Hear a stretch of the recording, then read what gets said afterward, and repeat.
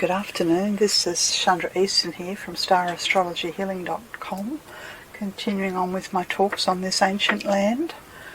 I'm in Australia, in the Western Australia, in a region known as the Pilbara, basically in the area that's the most westerly part of the Australian continent. And today I wanted to speak to you about a little trip I took to the Python Pool, which is in the Millstream Chichester National Park.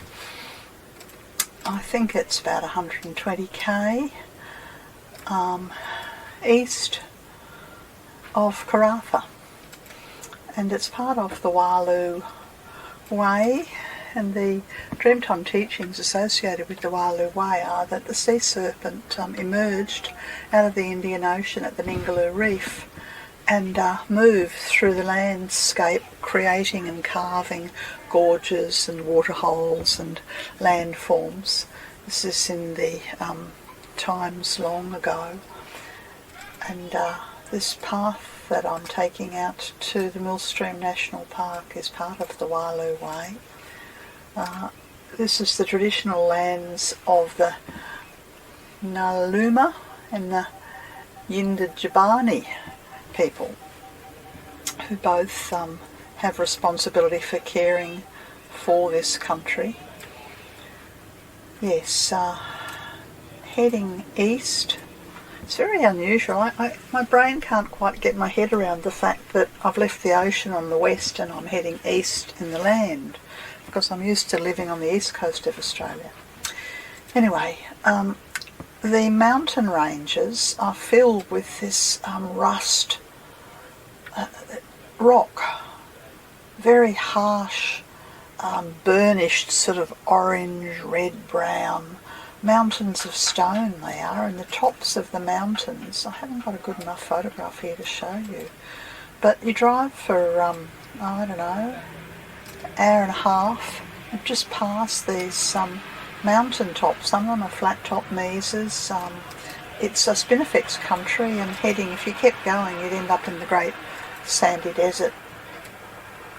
Very, very harsh environment. So of course somewhere like the Python Pool is a sacred place, and the reason for the sacredness is obvious. This is where there's life, because it's a permanent deep water pool. So of course in the desert, to find permanent water is life, and this makes it sacred. I had misread the map and didn't realise that there was 10k of a dreadful corrugated road, but eventually I got to the national park. I laugh when they call it Millstream, because it's such an English British kind of a word, and this is very harsh Australian country. So the path down to, and there's an image there of the gorge, and it's really sort of half a kilometre, I think it is, walking down through an old dry creek bed, and then one comes upon this beautiful gorge. No waterfalls. I imagine they would run in the wet season, and the water's luminous. And it immediately becomes, I think the name of the python is the olive python. Pretty sure that's somewhere I read it. And of course the pythons are a harmless snake, so you've got to keep your eyes peeled. I didn't see any pythons, but the water was very cool, very inviting. There are a few dozen people there, just soaking up the bliss. And I hope that as you're following this journey with me and visiting these magical places in the Australian outback and on the edge of the desert, that you can feel the bliss and feel the healing. And you know, sometimes when I'm travelling I have a sense that I will be this way again. You know, I've never been to Western Australia before, but I think I will come this way again. Maybe not this life, but somewhere in the future. Yes, and I've got a little video clip here to show you the beauty and the luminescent, lots and lots of dragonflies. I couldn't manage to get a photograph of them. They're too fast for me. But cool, healing place of rest and retreat.